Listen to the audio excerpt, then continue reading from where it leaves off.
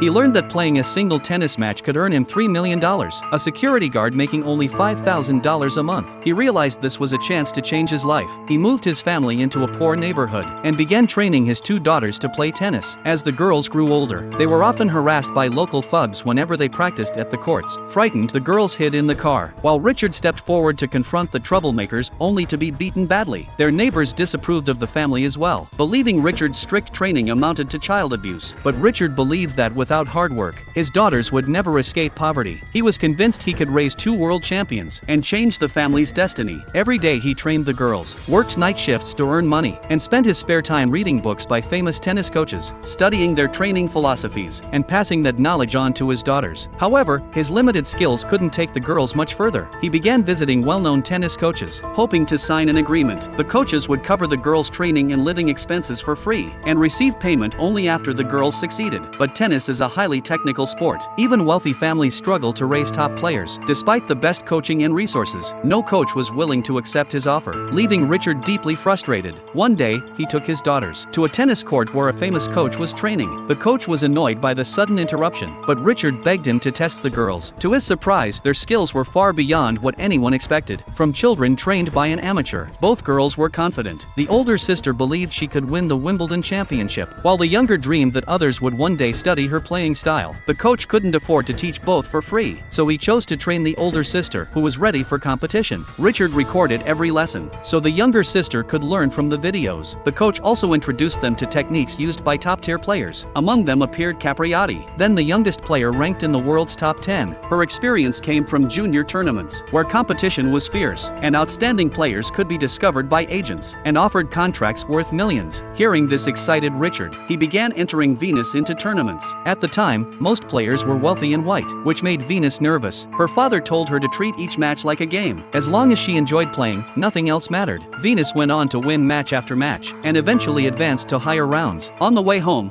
Venus mocked her opponents for being clumsy. Her father stopped the car and told the children to get out to buy something. When they stepped out, he drove away, leaving them on the roadside. If their mother hadn't felt sorry for them, he wouldn't have let them back in the car. When they finally got home, he made them watch Cinderella 3 times, and asked what they had learned from it.